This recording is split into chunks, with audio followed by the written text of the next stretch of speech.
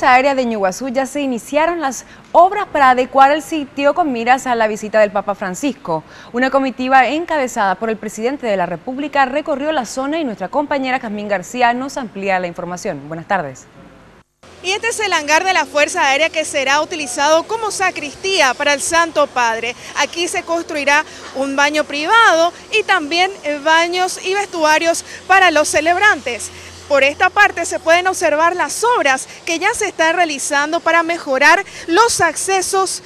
Y aquí, donde me encuentro, se instalará el gran escenario de 40 metros de ancho por 17 metros de altura. Y por supuesto, en esta zona podrá estar el público que llegue para recibir el mensaje de Francisco.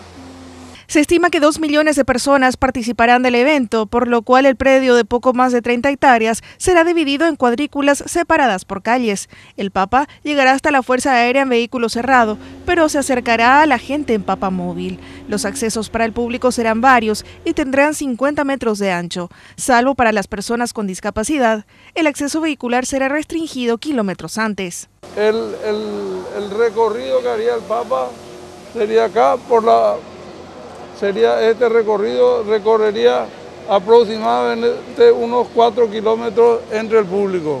Es muy probable que tengamos que habilitar el ingreso de las personas o permitir el ingreso de las personas con muchas horas de anticipación. El altar para la ceremonia tendrá un retablo diseñado y elaborado por el artista Coqui Ruiz. Tendrá 40 metros de ancho y 17 de largo y la materia prima serán productos típicos del país. Con las espigas de 40.000 espigas de maíz, con millares y millares de coco, atados o pegados a una estructura de madera y con calabazas en los remates, ¿no? Dentro de un diseño de lo que es el mestizaje cultural paraguayo, que es el barroco mestizo, digamos, por decirlo así. Y tiene, digamos, dos imágenes o dos laterales que son San Ignacio de Loyola y San Francisco.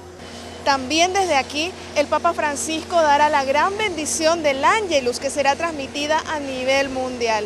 El padre Mario Osvaldo Florentino nos explica de qué se trata. Sí, en general el Papa pues anuncia o su solidaridad por alguna catástrofe, por algo que sucedió o pide que se rece por alguna guerra, algún conflicto, ¿no? Siempre el Ángelus, el Papa, hace alguna mención a lo que el mundo está viviendo y esto también lo hará desde aquí.